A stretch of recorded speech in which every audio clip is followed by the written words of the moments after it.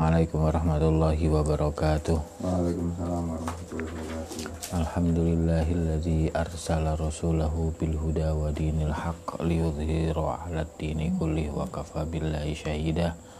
Asyhadu an la ilaha illallah wa asyhadu anna Muhammadan abduhu wa rasuluh. Allahumma shalli wa sallim ala sayyidina Muhammad wa ala alihi wa ashabihi man sara ala nahji ila yaumil qiyamah. Subhanaka la ilma lana illa ma 'allamtana innaka antal alimul hakim wa tub 'alaina innaka antat tawwabur rahim. Allahumma inna nas'aluka ilman nafi'an wa na'udzubika min ilmin la yanfa' amma ba'd. Alhamdulillah, syukur kepada Allah atas semua karunia yang telah diberikan kepada kita. Shalawat dan salam kepada Nabi Muhammad sallallahu alaihi wasallam, istri-istri beliau, sahabat beliau, keluarga beliau, serta umatnya yang senantiasa mengikuti sunnah beliau. Pada malam hari ini kita akan melanjutkan kajian kita tentang Sirah Nabawiyah, yang saat ini melanjutkan pertemuan yang kemarin tentang nasab Nabi Muhammad sallallahu alaihi wasallam. Yang terakhir kita sudah membahas sama-sama tentang bagaimanakah Syaibah itu disebut mendapat gelar julukan Abdul Muttalib sebagai paman Nabi Muhammad. Ya, masih ingat ya? Maka hari ini setelah kejadian itu dan akhirnya Abdul Muttalib menjadi pemimpin kembali di Quraisy, maka kemudian kita tarik mundur ke belakang bahwa Nabi Muhammad itu pernah bersabda dalam hadisnya yang diriwayatkan oleh Imam Muslim,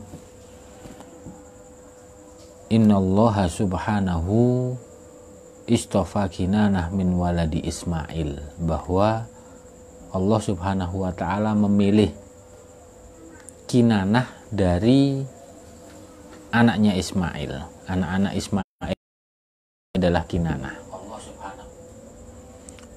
Wastofa Quraisyan min Kinanah, dan Allah memilih suku Quraisy dari Kinanah. Wastofa Bani Hashim min Quraisy, kemudian Bani Hashim terpilih dari Quraisy. Wastofani min Bani Hashim, dan Allah memilihku dari golongan Bani Hashim. Jadi kalau dirunut itu dari Ismail, anak-anaknya banyak, dipilih Kinanah. Kinanah punya putra-putra banyak, dipilihlah Quraisy.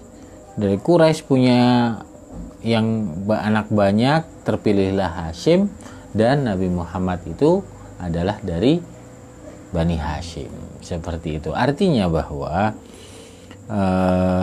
nasab Rasulullah itu begitu mulianya, seperti yang sering kita bahas bahwa Islam itu menunjukkan nasab itu sangat penting. Karena memang nasab itu memang bisa mewariskan keturunan, mewariskan hampir semuanya, sehingga ketika kriteria memilih pasangan itu salah satunya adalah nasab. Salah satunya adalah nasab. Karena pentingnya nasab itu. Bahkan kalau misalnya lebih spesifik kembali bahwa kita ini punya bibit-bibit unggul, calon-calon generasi penerus ini, maka kemanakah engkau tanamkan bibit itu? Maka penting lagi itu adalah siapa yang akan menjadi tempat untuk ditanami bibit itu. Itu artinya pentingnya nasab. Dari itu maka akan ketahuan sampai dari jalur dua garis besar ini, itu semuanya adalah urusannya nasab. Nabi Ibrahim punya anak dua, yang satu Nabi Ishak ini menurunkan semua putra-putranya nabi-nabi semua. Lah yang ini disimpan dari Nabi Ismail ini terus ke Kinanah, terus ke Quraisy, terus ke Hashim terus langsung ke Rasulullah. Itu artinya sangat penting sekali yang namanya nasab itu. Gitu. Dan hampir semua nabi itu memang dari kalangan-kalangan yang bernasab mulia. Kenapa? Agar tidak ada omongan orang bahwa nabi ini mengaku jadi nabi untuk mendapatkan penghormatan, mendapatkan kedudukan. Karena tanpa itu pun sebetulnya mereka sudah terhormat dan sudah mempunyai kedudukan. Terus kemudian di antara kakek-kakek Nabi yang terkenal ini adalah salah satunya Abdul Muttalib. Abdul Muttalib inilah kemudian Allah menyiapkan ketika Nabi Muhammad ini mau lahir, maka Allah menginginkan agar air Zam-Zam ini muncul kembali setelah sudah lama terkubur. Maka kemudian bagaimanakah caranya Allah agar air Zam-Zam ini muncul kembali? Ternyata Allah mengilhamkan kepada Abdul Muttalib dalam hadis yang diriwayatkan oleh Ibnu Ishaq, ini diceritakan oleh Ibnu Ishaq bahwa Abdul Muttalib ini bercerita bahwa suatu ketika dia itu tidur di daerah Hijr Ismail. Daerah Hijr Ismail dekat Ka'bah itu. Kemudian ketika tidur, dia didatangi mimpi seorang laki-laki yang mengatakan, "Ihfir at-thayyibah, galilah at-thayyibah." Maka kemudian Abdul Muttalib bertanya, "Apa itu at-thayyibah?" Laki-laki tersebut diam, hilang. Keesokan harinya aku pun tidur kembali di Hijr Ismail itu. Mimpi itu datang lagi, orang itu, suara itu datang lagi mengatakan, "Ihfir al-barroh, galilah al-barroh." Thayyibah itu kebaikan, barroh juga kebaikan. Maka kemudian Abdul Muttalib bertanya, "Apa itu al-barroh?" Suara itu nggak ada lah, hilang lagi. Esoknya lagi tidur lagi, suara itu muncul lagi, "Ihfir al-madnunah, galilah yang terpendam." Maka kemudian ditanya, hilang lagi. Maka akhirnya esok harinya dia tidur di situ lagi, kemudian dikabarkan, "Ihfir Zam-Zam, galilah Zam-Zam." Gitu. Galilah Zam-Zam. Maka kemudian, maka aku bertanya, "Apakah air Zam-Zam itu?" Maka kemudian suara tersebut menjawab, "Zam-Zam adalah air yang tidak akan pernah surut. Dengan air tersebut kau akan memberi minum para jamaah haji." Kemudian posisinya dan disebutkan ciri-cirinya. Di atas sarang semut, kemudian ada burung yang muter-muter di sekitaran situ. Maka akhirnya keesokan harinya Abdul Muttalib ini bawa cangkulnya. Kemudian ngajak anaknya. Ini kehebatannya, salah satu yang bisa diambil pelajaran bahwa Abdul Muttalib ini nggak lupa akan sejarah. Bahwa dulu memang sempat ada air Zam-Zam. Dan air Zam-Zam ini dulu sudah sempat pernah digali oleh tapi gagal.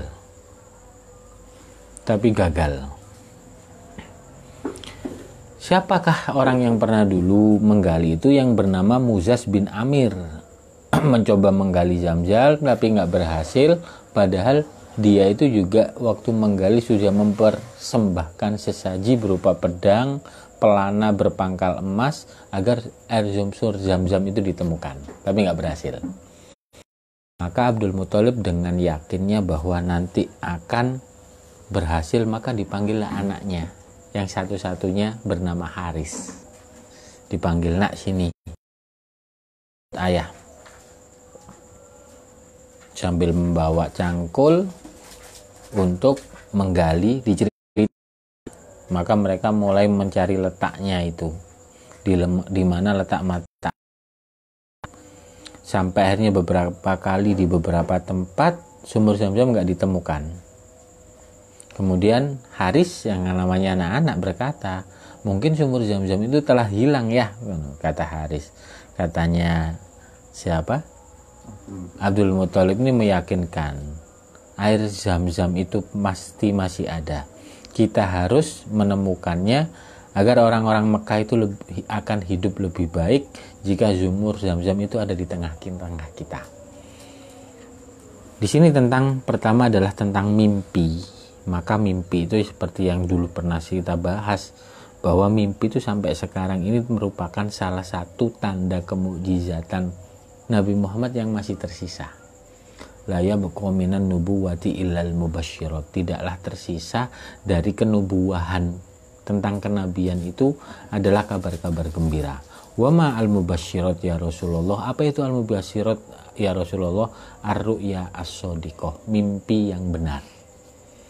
Jadi sampai sekarang itu kita yang berhati-hati, orang-orang yang berhati-hati mukhlis, yang hatinya jernih itu, mereka sering dapat firasat melalui mimpi-mimpi tersebut.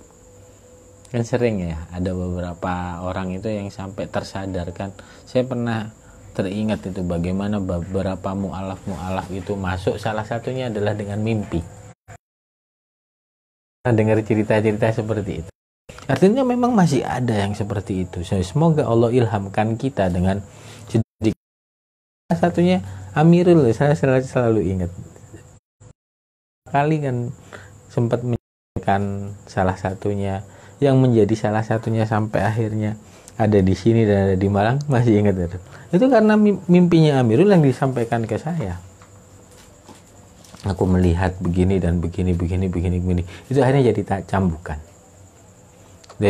Hampir setiap semua, bukan termasuk menyombongkan diri atau seperti apa. Insya Allah di setiap kita semuanya ini, manakala kita bersihkan hati, manakala kita ikhlaskan diri, tidak mengotori hati dengan hasud, iri, dengki, dan berbagai macamnya itu, ya insya Allah yang namanya mimpi-mimpi itu akan Allah datangkan. Sebagaimana ulama-ulama kita terdahulu. Masuk lagi kepada cerita. Akhirnya tetap ya, mimpinya itu tadi.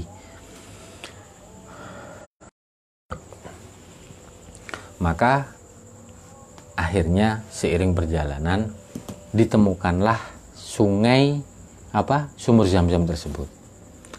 Ketika sumur Zam-Zam ditemukan, maka kemudian orang-orang Quraisy ini tahu bahwa Abdul Muthalib menemukan sumur Zam-Zam. Maka sebagaimana umumnya manusia, mereka itu kemudian minta haknya. Wahai Abdul Muthalib, kami juga punya hak loh terhadap sumur itu. Marilah kita berbagi gitu. Maka kata Abdul Muthalib, enggak, aku nggak mau berbagi. Ini adalah sumurku. Tapi karena kurang banyak pengikutnya lawan orang Quraisy, itulah yang menjadi salah satu nelongsoi Abdul Muthalib sampai akhirnya bernazar, ya Allah, kalau seandainya nanti aku punya anak 10 dan itu laki-laki semuanya, yang satu aku nadarkan untuk dipersembahkan kepada Robnya gitu. Itu yang menjadikan salah satu alasan. Maka kita juga bisa begitu sebenarnya. Ketika kita ingin apa-apa, itu sebelum kita menginginkan sesuatu, kita siapkan jawabannya dulu. Aku punya ini, aku ingin punya ini. Untuk apa? Nah, ketika kita sudah siap jawabannya, itu nanti enak. Kita ingin punya apa, disiapkan dulu jawabannya.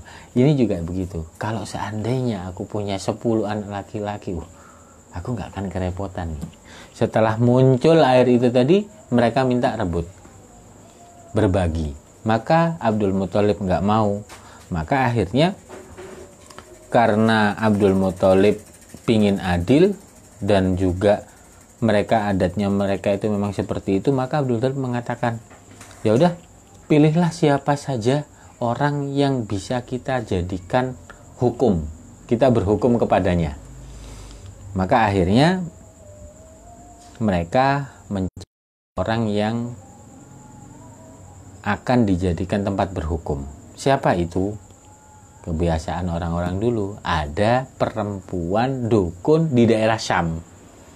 Disitulah mereka akan minta hukum.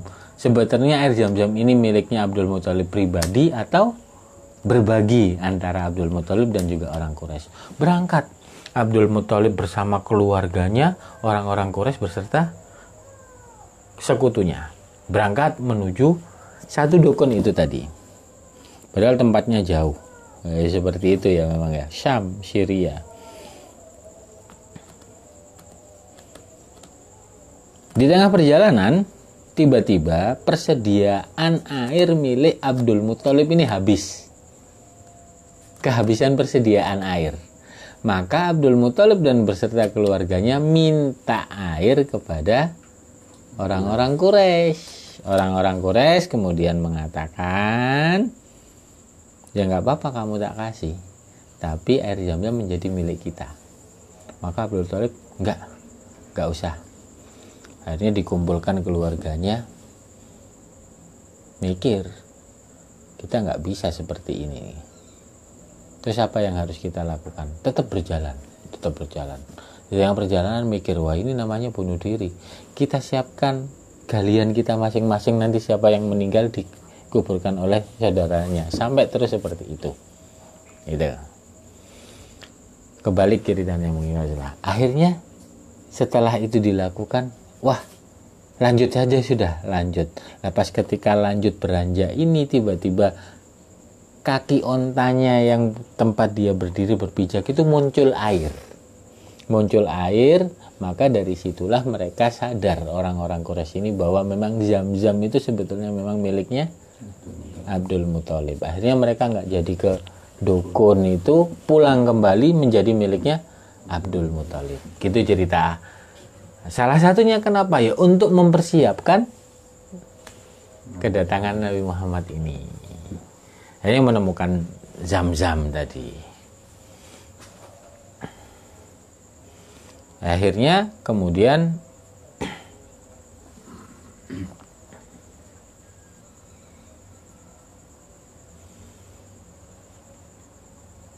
lanjut setelah itu, akhirnya Abdul Muthalib kan pernah bernazar. Tiba-tiba memang Allah tunaikan itu, Allah kabulkan itu nazarnya si Abdul Muthalib ini dengan punya banyak anak, dan memang anaknya yang laki-laki itu 10. Nanti kita akan lebih jelasnya siapa saja 10-10-nya itu. Kalau yang saya ingat, yang sempat hidup bersama Nabi Muhammad itu ada 4, yaitu Abu Thalib, kemudian Abu Lahab, kemudian Abbas bin Abdul Muthalib, kemudian satunya adalah siapa yang meninggal itu? Hamzah bin Abdul Muthalib. 2 masuk Islam, 2 nggak masuk Islam. 2 masuk Islam, 2 nggak masuk Islam. Sudah. Di antara semua anaknya ini, anak yang paling dicintai sama Abdul Muthalib itu adalah Abdullah. Maka kemudian ketika sudah benar-benar ke-10 anak ini terwujud, akhirnya kan nadarnya kan harus disampaikan, ditunaikan. Kemudian dikumpulkanlah anak-anaknya 10-nya ini. Ngomong dengan serius. Mereka semuanya tahu adatnya orang-orang Arab itu begitu. Mereka adalah orang-orang, sisi positifnya orang Arab itu adalah mereka orang yang selalu menepati janji. Orang yang selalu menepati janji, melindungi keluarga. Keluarga itu sisi positifnya. Menjamu tamu, kalau sudah menjamu tamu itu sudah Masya Allah. Itu salah satu kelebihannya. Dikumpulkan semuanya. Kemudian dikatakan, aku pernah bernazar untuk menyembelih salah satu di antara kalian jika Tuhan memberikan 10 orang anak laki-laki. Anak laki-lakinya semuanya terdiam, tahu bahwa ini beneran, ini gak main-main.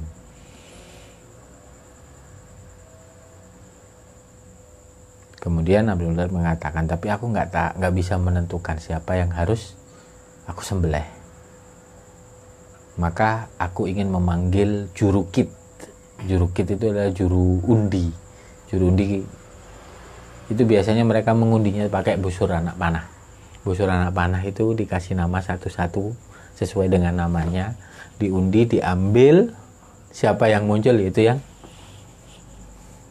Maka kemudian di hadapan patung tertingginya Ka'bah itu di Ka'bah, Kit meminta semua anaknya itu menulis, kemudian dimasukkan, dikocok panahnya, kemudian diambil. Ternyata yang muncul namanya Abdullah. Kenapa kok bisa begitu? Makanya ini juga pelajaran bagi kita. Kalau kita punya anak-anak, hendaknya yang adil. Biasanya yang disayangi sama orang tua itu biasanya justru yang nakal. Percaya apa enggak? Biasanya begitu. Nah, hendaknya yang adil. Atau bahkan yang seringnya ada ujian itu yang paling disayangi. Akhirnya muncullah nama Abdullah. Melihat itu semuanya serentak, orang-orang Quraisy itu melarang, jangan lakukan itu, jangan lakukan itu. Kenapa kok mereka melarang? Yang pertama, mereka takut karena Hashim ini, Abdul Muthalib ini adalah pemimpin. Mereka takut ini akan dijadikan sumber hukum. Siapa yang punya anak 10, berarti ketentuannya harus dibunuh 1, gitu. Yang kedua, memberikan contoh yang nggak baik nantinya. Sehingga mereka mengatakan, batalkan saja itu keinginanmu Abdul Muthalib. Mohon ampun kepada Hubal, katanya mereka begitu.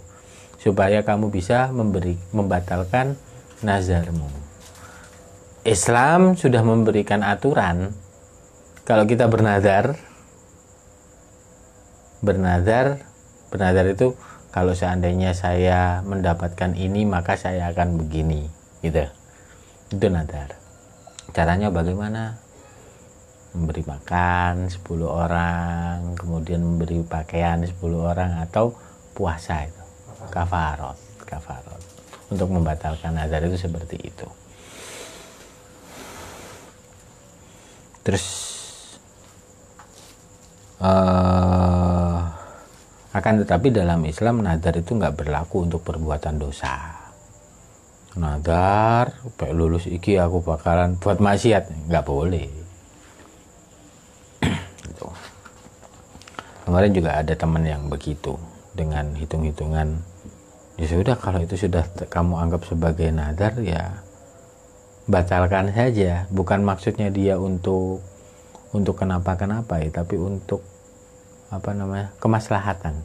Untuk kemaslahatan, bukan karena kenapa-kenapa. Kondisinya itu sudah berbeda. Misalnya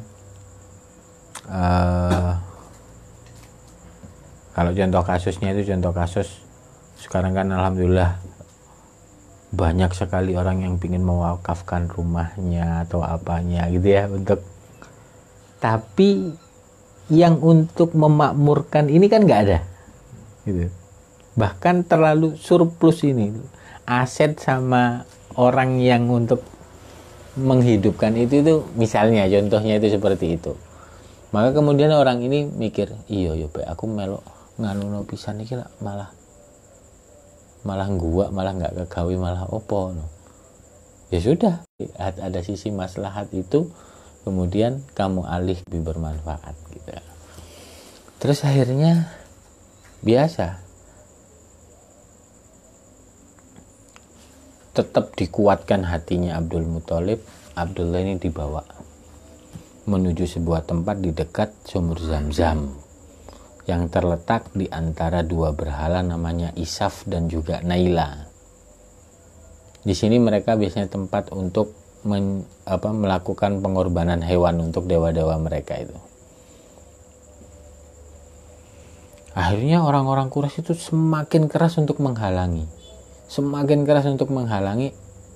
Abdul Muthalib akhirnya luluh. Setelah luluh, dia kemudian berkata, terus apa yang harus aku lakukan ini? Kata mereka dari orang-orang Quraisy, ya kalau memang tebusannya dengan harta ya sudah, tebuslah dengan harta kita. Karena memang saking sayangnya kan pemimpin.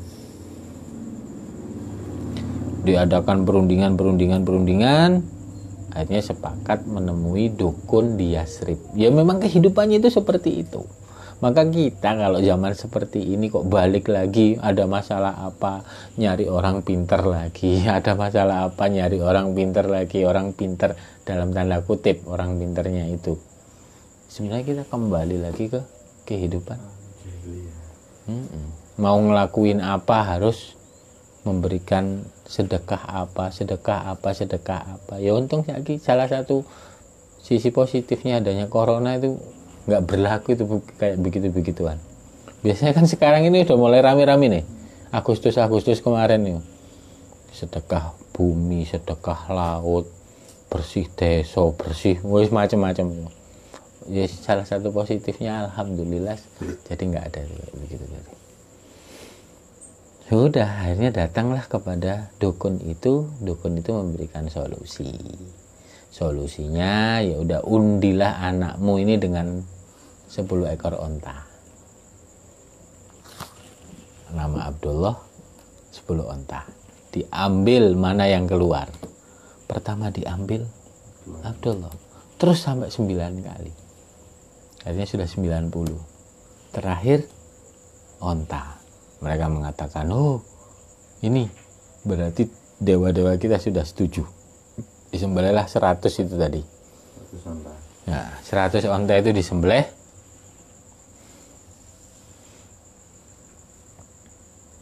Setelah disembelih, maka kemudian dibiarkan begitu saja karena dianggap sebagai pengorbanan.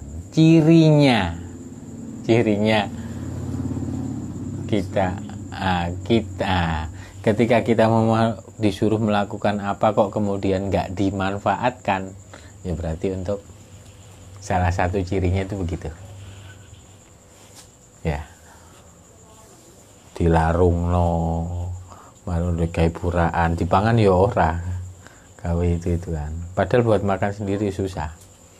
Itu artinya sedang ditipu. Makanya hadis Rasulullah ini adalah hadis Rasulullah